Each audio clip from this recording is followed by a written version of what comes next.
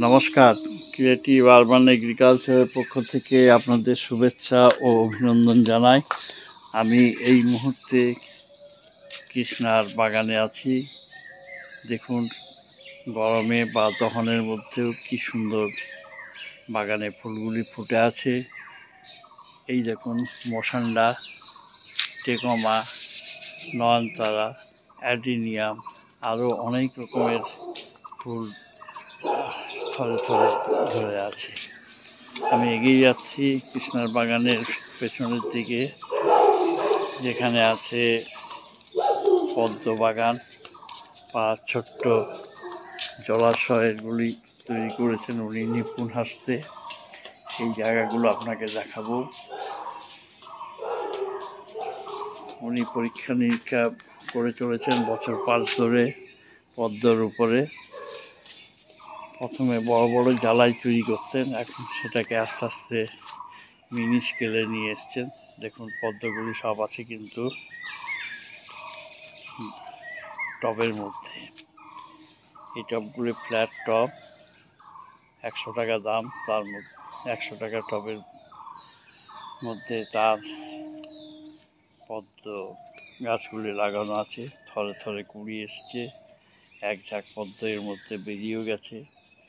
দেখুন, পদ্ম ফুলগুলি কি সুন্দরভাবে শোভা পাচ্ছে। প্রতিটি পাতার নিচেই মনে হচ্ছে যেন পদ্ম পাতা জমে আছে। দেখুন, কুড়ি, অজস্র কুড়ি। এই পদ্মগুলোর বিভিন্ন ধরনের আছে, কোনোটি সাদা, কোনোটি লাল, আবার লালের মধ্যেও বিভিন্ন রকমের ভাগ আছে। এই দেখুন, এখানে একটি পদ্ম, সদ্য প্রস্ফুটিত পদ্ম, এবং সদ্য আসা কুড়ি। দেখুন, খুব সুন্দর জলাশয়গুলি, খুব কম ইনপুট অর্থাৎ রসদেই কিন্তু এগুলো করা যায়। আগে আমরা মাঠ নিয়ে এসে পদ্ম তৈরি করতাম, এখন মাটি, খোল, ভার্মি কম্পোস্ট এ সমস্ত দিয়েই কিন্তু জলাশয়ের মাটি তৈরি করা হয়।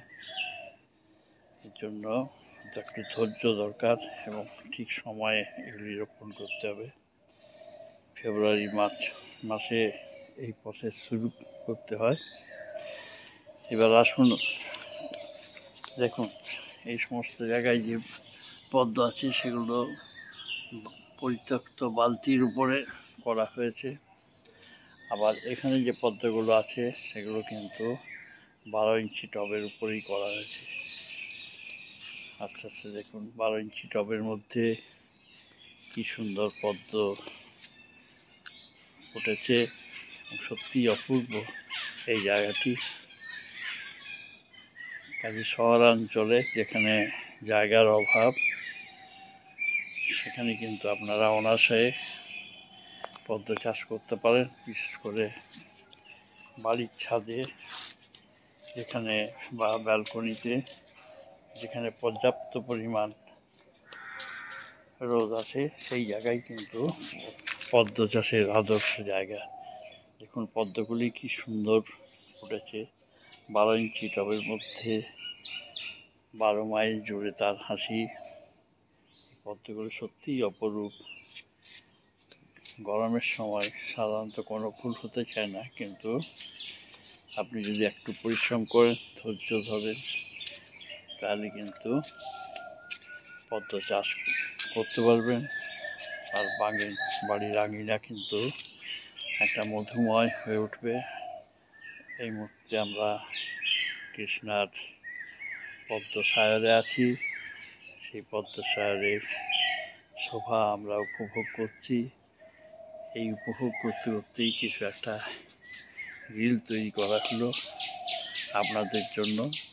শহরাঞ্চলে বা বাড়ির আঙিনায় যে পদ্ম চাষ করে সফল হওয়া যায়, তার জ্বলন্ত উদাহরণ হলো কৃষ্ণার এই বাগান। সত্যি তাকে ধন্যবাদ দিই। আর ধন্যবাদ দিই আপনাদের, যারা আমার এই প্রতিবেদন দেখে চলেছে। নমস্কার।